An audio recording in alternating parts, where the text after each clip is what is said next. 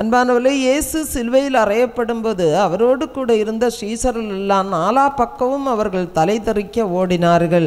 ஆனால் சிலர் பழைய மீன்பிடி தொழிலையே மீண்டும் செய்யலாம் என்று சொல்லி வலையை தூசி தட்டி எடுத்தார்கள். சிலர் இன்னும் இனிமேல் என்ன நடக்கப் போகிறதோ என்ற ஒரு பயத்தில் இருட்டறைக்குள் அவர்கள் பயந்து முடங்கி கிடந்தார்கள். அன்பானவர்களே, இயேசுவின் உயிர்த்தெழுதல் தான் அவர்கள் எல்லாரையும் மீண்டும் வீறு கொண்டு எழச் செய்தது.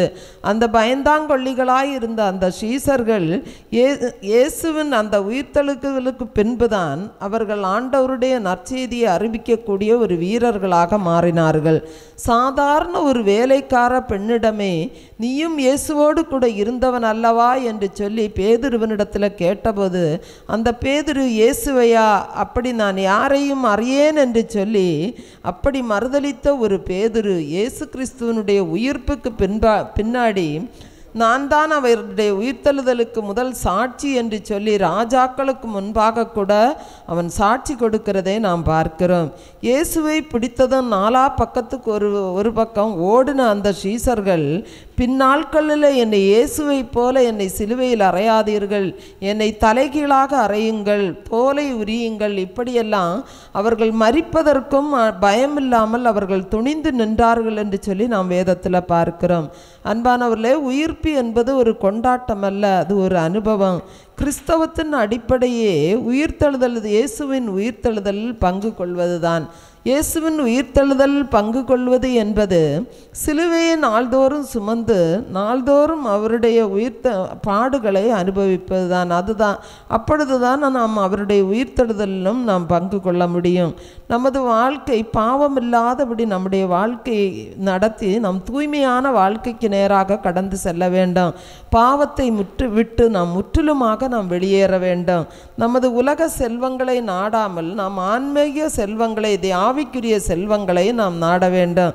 நம்மிடத்தில் காணப்படுகிற கோபம், எரிச்சல், பொறாமை, வைராக்கியம், தீமை, இப்படிப்பட்ட எல்லா காரியங்களையும் நாம் விட்டு விலக வேண்டும். அப்படி நாம் எல்லாவற்றையும் விட்டு விடும்போது நம்முடைய உள்ளத்திலும் சரீரத்திலும் சில சிக்கல்கள் ஏற்படும். அந்த சிக்கல்களை நாம் இயேசுவுக்காக சகிப்பது தான் நாம் இயேசுவோடு கூட இயேசுடைய சிலுவையை சுமப்பது. அன்பானவர்களே, இயேசுவோடு கூட உயிர்த்தல் கடைசி நிலை. நாம் இயேசுவோடு உயிர்த்தபின் எனக்குள் இனி வாழ்பவர் இயேசுதான் என்ற சிந்தை நமக்குள் எப்பொழுதும் இருக்க வேண்டும். இனி எனக்குள் வாழ்வது நான் அல்ல, இயேசுதான் எனக்குள் எப்பொழுதும் வாழ்கிறார் என்று சொல்லுகிற அந்த ஒரு நம்பிக்கை எப்பொழுதும் நம்மிடத்தில் காணப்பட வேண்டும். இயேசு நமக்குள் இருந்தால் நம்முடைய சொல், செயல், நடக்கைகள், சிந்தைகள் எல்லாம் எப்படி பரிசுத்தமாய் இருக்குமோ அதை நம்முடைய வாழ்க்கையில் நம் செயலில் வாழ்ந்து காண்பிக்க வேண்டும். பழைய சிந்தனைகள், பழைய வாழ்க்கைகள் எல்லாவற்றையும் நாம் விட்டு அகற்றி நாம் தூய்மையான ஒரு வழி, ஆண்டவருடைய பாதையில் தூய்மையான வழிக்குள் நாம் கடந்து செல்ல வேண்டும். ஒருவர் நல்ல வழியில் கடந்து செல்லுகிறார் என்பது அவருடைய நல்ல செயல்களும் அந்த நல்ல செயல்களுக்கு பின்னால் இருக்கிற அவருடைய நல்ல சிந்தைகளும் தான். நம்முடைய சிந்தைகளும் நம்முடைய சொல் செயலெல்லாம் இயேசுவை போல மாறும்போது இயேசுவின் உயிர்த்தெழுதலில் நாமும் இணைந்தோம் என்பது தான் பொருள். யோவான் 14ஆம் அதிகாரம் 12ஆம் வசனம் சொல்லுகிறது, என்னை விசுவசிக்கிறவன் நான் செய்கிற கிரியைகளை தானும் செய்வான், இவைகளை பார்க்கலும் பெரிய கிரியைகளையும் செய்வான். அன்பானவர்களே, இயேசுவுக்கு 12 சீசரில் இருந்தார். அந்த 12 சீசரில் ஆண்டவர் 3 பேரை கூட்டிக் கொண்டு தான் மறுரூப மலைக்கு சென்றார். அந்த மற்றவர்கள் ஏதாவது சாக்கு போக்கு சொல்லி இருக்கக்கூடும். அவர்கள் அந்த இயேசுவோடு கூட அந்த மறுரூப மலைக்கு போகாததனால் இயேசுவின் மறுரூப அனுபவத்தை அவர்களால் பார்க்க முடியவில்லை. பாருங்க, ஆபிரகாம் மோரியா மலைக்கு ஈசாக்கை பலியிட கொண்டு சென்றபோது ஆபிரகாமும் ஈசாக்கும் 2 வேலைக்காரருமாக சேர்ந்து சென்றார்கள். ஆனால் அந்த 2 வேலைக்காரர்களும் அந்த மோரியா மலையின் அடிவாரத்திலேயே நின்று விட்டார்கள்.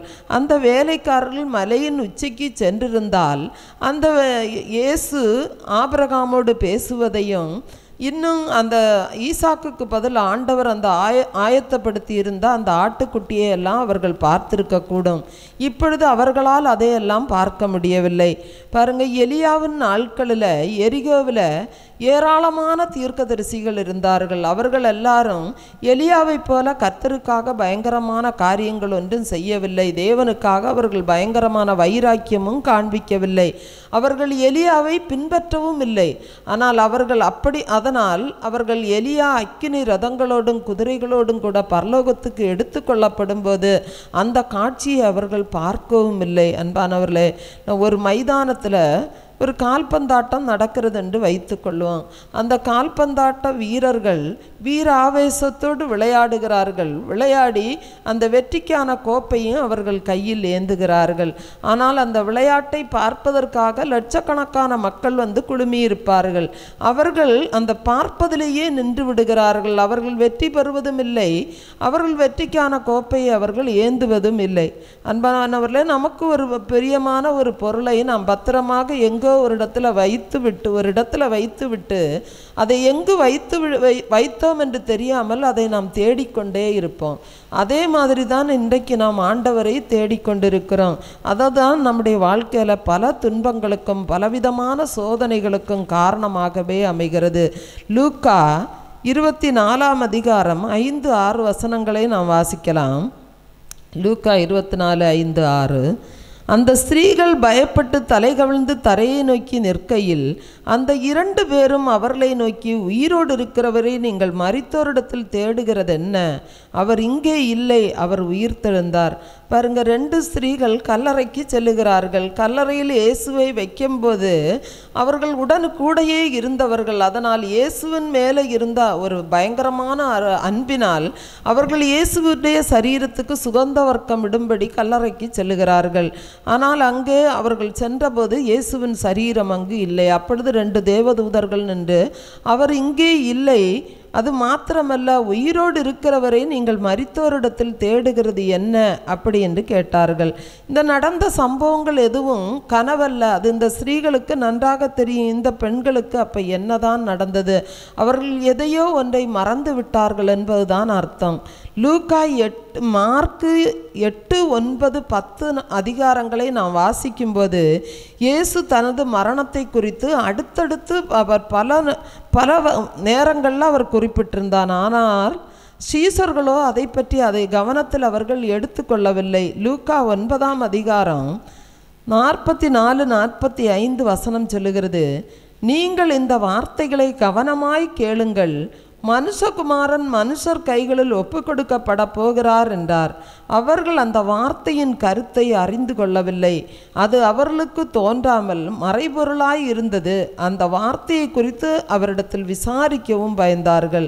அன்பானவர்களே, இந்த வசனங்களை நாம் பார்க்கும்போது இந்த பெண்களுக்கும் இந்த காரியம் தெரியாதிருக்க வாய்ப்பில்லை. ஆனால் இது நிறைவேறிய போது அவர்கள் அதை மறந்துவிட்டு இயேசுவை கல்லறையில் தேடினார்கள். பாருங்க, அறியாமையில் தேடின அந்த பெண்களைப் போல இன்றும் உயிரோடு இருக்கிற ஆண்டவரை நாம் மரித்தோரிடத்தில் தேடிக்கொண்டிருக்கிறோம். பாருங்க, தேவன் நம்மை தூக்கி சுமக்கிற ஒரு தேவனாக இருக்கிறார். இன்றைக்கு பலர் தெய்வங்களை தூக்கி சுமந்து கொண்டிருக்கிறார்கள். நாம் அபிஷேகம் செய்வதல்ல தெய்வம், நம்மை அபிஷேகம் செய்பவர் தான் தெய்வம்.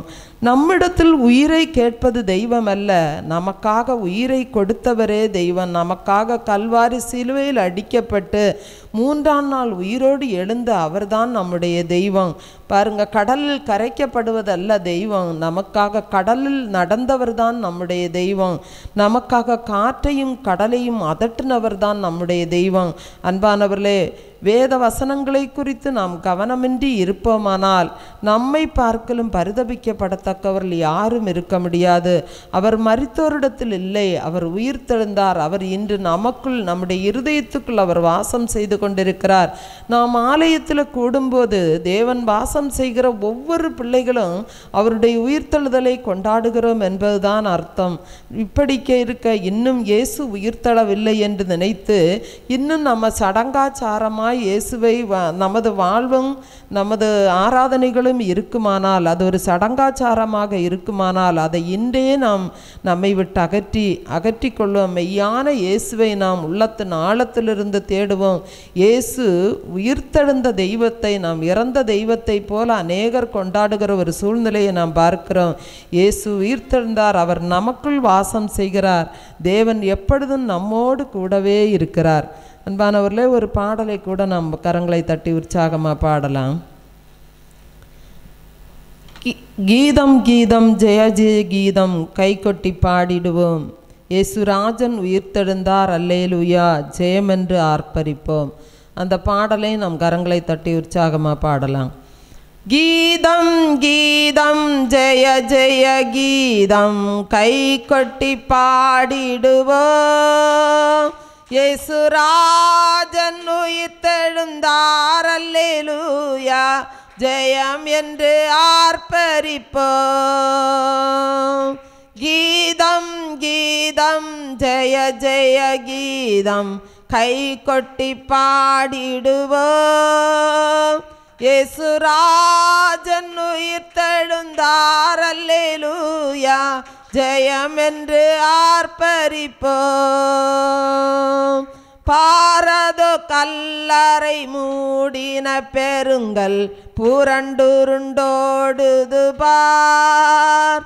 அங்கு போட்ட முத்திரை காவல் நிற்குமோ தேவபுத்திரர் சந்நிதி முன்.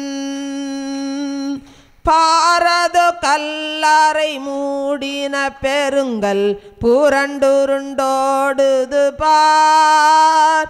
அங்கே போட்ட முத்திரை காவல் நிற்குமோ தேவபுத்திரர் சந்நிதி முன். கீதம் கீதம் ஜெய ஜெய கீதம் கைகொட்டி பாடிடுவோம்.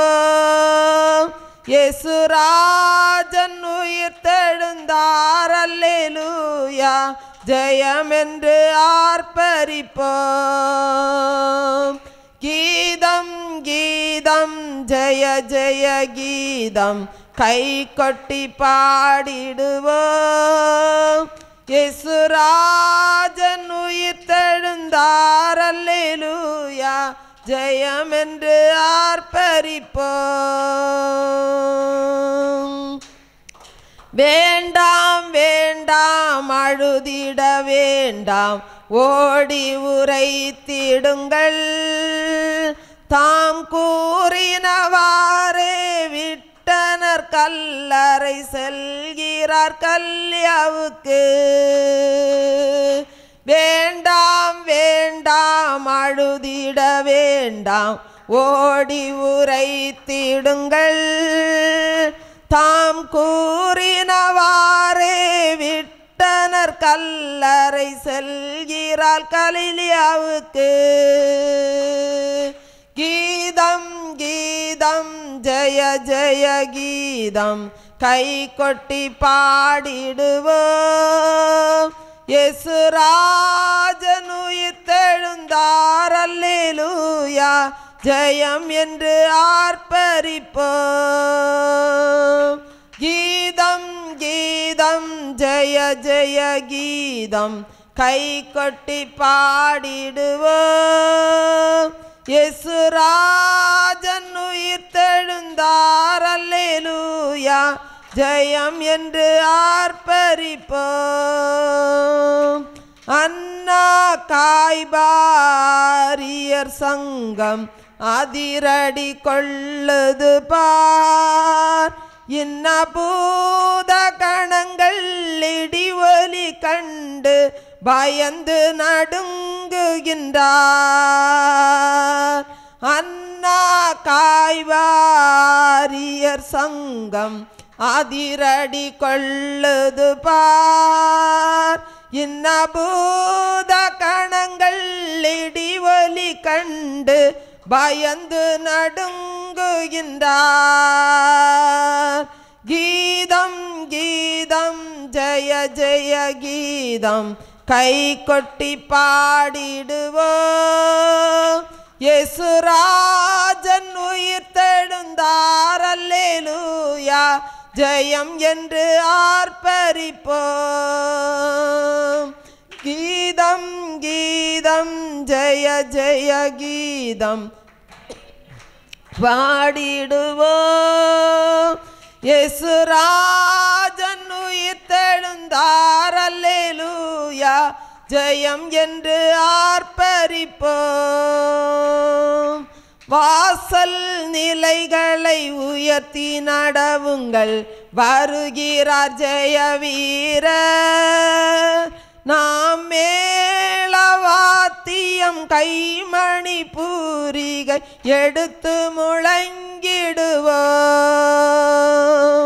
வாசல் நிலைகளை உயர்த்தி நடவுங்கள், வருகிறார் ஜெய வீரர். நாம் மேளவாத்தியம் கைமணி பூரிகை எடுத்து முழங்கிடுவோம். கீதம் கீதம் ஜெய ஜெய கீதம் கை கொட்டி பாடிடுவோம். இயேசுராஜன் உயிர்த்தெழுந்தார், அல்லேலூயா ஜெயம் என்று